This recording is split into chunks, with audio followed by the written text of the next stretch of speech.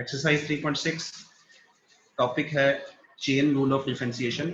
Questions जो आपने करने हैं वो करने हैं 1 से 18 तक। 1 से लेकर 18 तक आपको चेन रूल की फॉर्म दी हुई है और 9 से 18 तक आपने चेन रूल की फॉर्म बनानी है। तो पहले हम देखते हैं कि चेन रूल होता क्या है।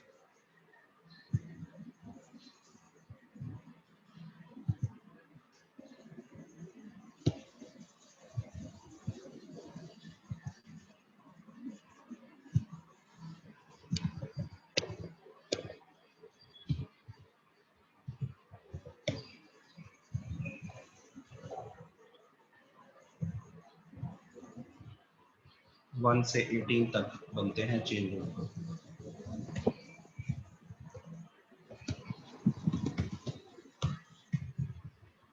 चेन रूल का मतलब ये है कि सपोज आपसे मैं एक क्वेश्चन पूछता हूँ कि मैं ये कहता हूँ कि आपको एक y फंक्शन दिया हुआ है which is a function of t। तो डेरिवेटिव का क्वेश्चन आपसे क्या पूछा जाएगा कि आप क्या फाइंड आउट करें। जी मुझे कोई क्लियर करेगा ये? आपसे पूछा गया आपको फंक्शन दिया हुआ है y as a function of t। इस लाइन का फंक्शन मतलब ये है कि y is a function of t। तो आप कौन सा डेरिवेटिव फाइंड आउट करेंगे? एक्सप्रेशन वो क्या बनेगा? एनी वन ऑफ यू,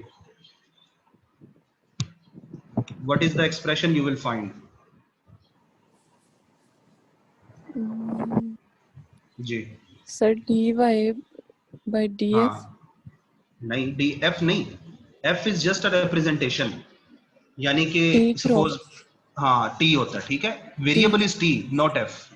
यानी कि सपोज करो कि y is equal to T square लिखा हुआ है, y is equal to sine T लिखा हुआ है, y is equal to whatever it is, T cube plus 1 लिखा हुआ है। सर टी के साथ लेंगे derivative.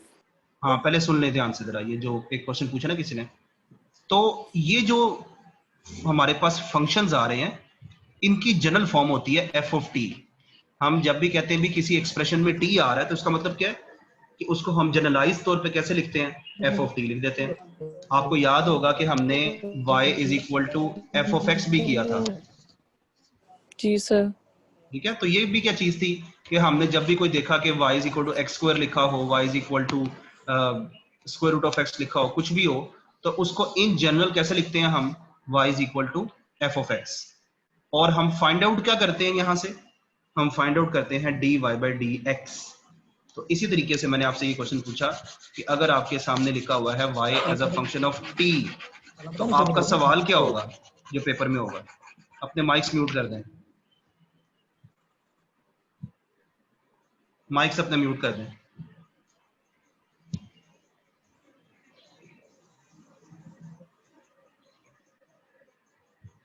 y as a function of t अगर क्वेश्चन में दिया हुआ है तो आपसे क्वेश्चन यहां से जो पूछा जाएगा, या अगर आपसे कहा जाए कि यहां से डेरिवेटिव का एक्सप्रेशन फाइंड आउट करें, then that will be dy by dt। So f is nothing, f is just a representation of function जो कि आपके सामने लिखा हुआ है। हम डिफरेंट नोटेशन यूज करते हैं, f यूज करते हैं, g यूज करते हैं, h यूज करते हैं, इस तरीके से। अब आगे से ये जो t है, आपसे कहा जाता है कि ये जो t है ये फंक्शन है x का। तो इसका क्वेश्चन क्या पूछा जाएगा आपसे, या यहां से कौन सा एक्सप्रेशन फाइंड आउट किया जाएगा अगर t x का फंक्शन हो? तो पहले वाली चीज को देखते हुए यहां से हम फाइंड आउट करेंगे dt बाय dx, क्योंकि t किसका फंक्शन है, x का। And now the actual question, y function था t का, सपोज कर लो एग्जांपल ले लेते हैं, y is equal to T square plus 1, ये मैं एग्जांपल ले रहा हूं ये। अच्छा, आगे से t फंक्शन था x का, t is equal to sine X. लेकिन आपसे सवाल पूछा गया कि फाइंड करें dy by D X, find करें dy बाई डी एक्स। तो इसका मतलब क्या हुआ कि dy by D X directly तो फाइंड नहीं हो सकता, क्योंकि y तो t का फंक्शन है, तो यहां से dy बाई dt आएगा, दैट विल बी 2t, और यहां से हमारे पास dt बाई dx आएगा, that will B cos x। तो इसका मतलब ये हुआ कि हमें इन दोनों एक्सप्रेशंस के साथ कुछ करना पड़ेगा, then we will get dy by dx, and that rule that gives you dy by dx is called chain rule. So according to the chain rule, ये जो हम dy by dx find out करेंगे, हर दफा dy by dx नहीं होगा, कुछ भी हो सकता है, that is given by the product of these two expressions. तो ये क्या बनेगा, ये बनेगा dy by dt, dy by dt into dt by dx. और ये बड़ी क्लियरली समझ भी आ रही है बात कि ये देखें अगर हम इसको कैंसिल करते हैं तो बाकी क्या बच जाएगा, बाकी बचेगा dy by dx. तो ये जो मैंने एक्सप्रेशन आपके सामने लिखा है इसको हम कहते हैं चेन रूल ऑफ डिफरेंशिएशन. तो आपको जो भी एक्सप्रेशन गिवन हो आप उनकी मदद से dy by dx या जो भी क्वेश्चन पूछा गया है आप वो फाइंड आउट कर सकते हैं. अब ये जो मैंने एग्जांपल लिखी है मैं इसी को कंप्लीट करता हूँ. y इज इक्वल टू क्या है, t स्क्वायर प्लस 1 और t क्या है, sin x. और क्वेश्चन क्या पूछा गया, क्वेश्चन पूछा गया कि dy by dx find out करें. क्वेश्चन को देखते हुए इस एक्सप्रेशन से हम फाइंड आउट कर सकते हैं dy by dt, that will B t square का डेरिवेटिव 2t और 1 का डेरिवेटिव 0. इधर की बात की जाए तो dt by dx find out किया जा सकता है, एंड देन sin का डेरिवेटिव cos आ गया, so that is cos x. अब अगर हम ये dy by dx find out करना चाहते हैं, then according to the chain rule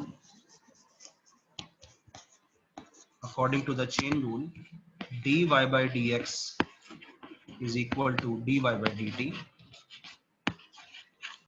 into dt by dx.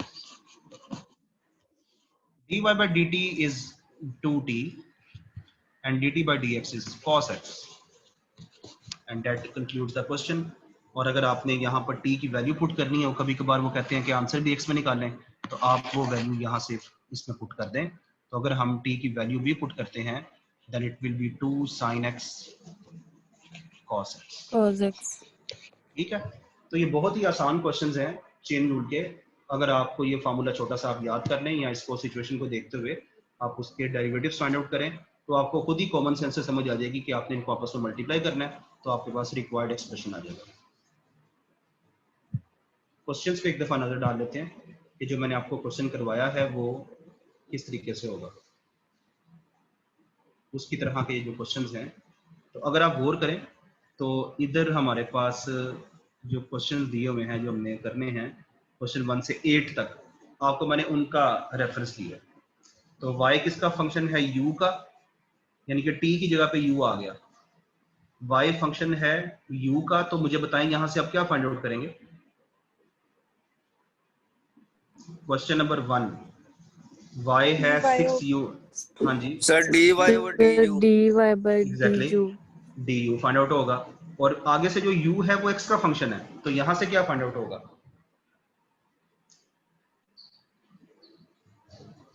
Sir du over dx. du over dx. Exactly यहाँ से फाइंड आउट होगा du by dx. और अगर आप क्वेश्चन को पढ़ें तो लिखा हुआ है फाइंड dy by dx, तो इसका मतलब है कि ये बात वही है कि dy by dx किसके इक्वल होगा, dy by du into du by dx. ठीक है जी, तो ये बहुत आसान क्वेश्चंस हैं, इनको आपने क्वेश्चंस को कंप्लीट करना है. अब थोड़ी सी बात की जाए कि जहां पर चेन रूल वो हमें खुद कहता है कि बनाओ, हमने खुद बनाना है, उसको क्रिएट करना है क्वेश्चन को. अब ये देखें, ये 9 से 18 में ऐसे किया हुआ है. वो कहता है इनको एक्सरसाइज 9 से 18. पहले आपको मैं ये क्लियर कर दूं कि इन सब क्वेश्चंस में dy by dx directly find out हो सकता है. तो क्या ये बात दुरुस्त है या नहीं, और क्यों दुरुस्त है मुझे बताएं. मैं ये कह रहा हूं कि क्वेश्चन 9 से 18 में dy by dx directly calculate किया जा सकता है. उसकी क्या रीजन है.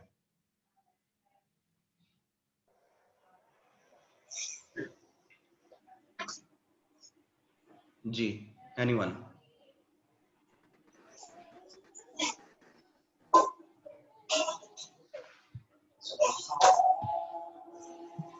जी, किसी को नहीं आइडिया इस चीज का. क्यों नहीं आइडिया, कोई डिफरेंट चीज नहीं लग रही इनमें. दूसरा फंक्शन नहीं है ना. Exactly y is directly the function of x. ये तो ऐसे ही जैसे अभी हमने ये वाले क्वेश्चंस किए हैं, ये देखें जरा नीचे वाले क्वेश्चंस। जी। ठीक है, y किसका फंक्शन है गिवन इन पूरे क्वेश्चंस में? y sir is a function of x। तो इसका मतलब क्या हुआ कि dy by dx directly find out किया जा सकता है क्वेश्चन नंबर 9 से 18 क्या? में। समझ आ रही है इस चीज की? जी सर। अच्छा, एक चीज तो ये हो गई। दूसरी बात ये है कि उसने हमें ये नहीं कहा, सर उसने हमें क्योंकि कहा है यहाँ कि पे x का कोई फंक्शन ही नहीं है। एग्जैक्टली लेकिन यहां पर जो क्वेश्चन की स्टेटमेंट है वो इस तरीके से है कि write the function in the form y is equal to F of U. इसका मतलब क्या है कि वो कह रहा है कि y को u का फंक्शन बनाओ और फिर उस u को x का फंक्शन बनाओ। तो अब आपने ये सीखना है इसको इन क्वेश्चंस में कि आपने चेन रूल को क्रिएट कैसे करना है। तो इसके लिए हम करते हैं 9, question number 9, y is equal to 2x plus 1 raise to power 5।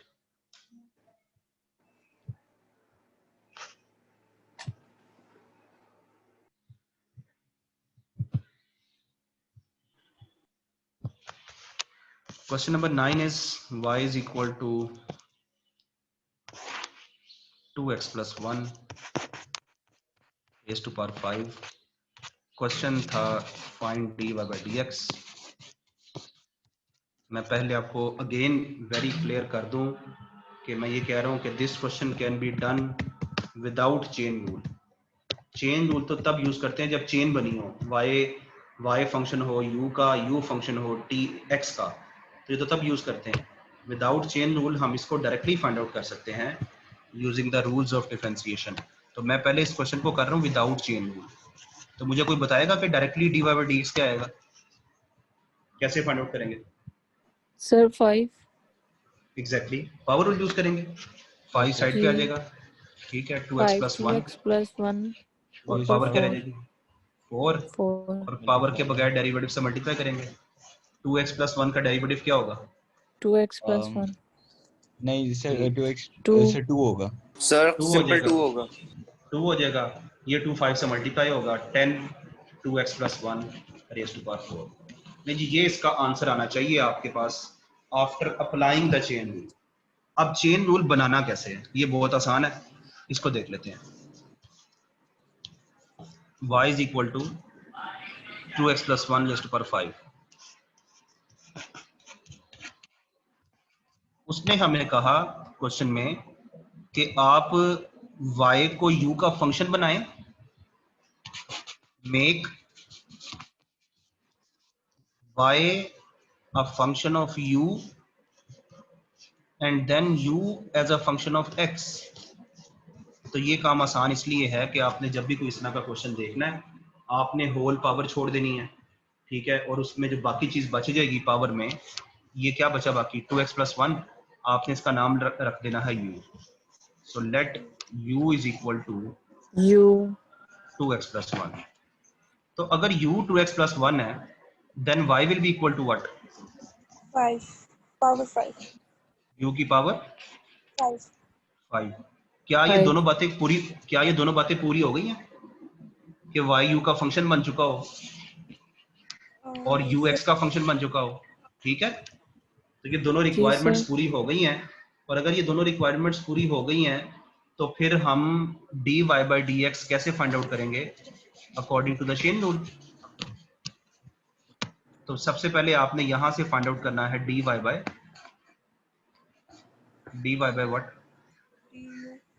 du। So dy you by du क्या होगा? पावर रूल यूज सर करेंगे, 5u 5u की पावर 4 4।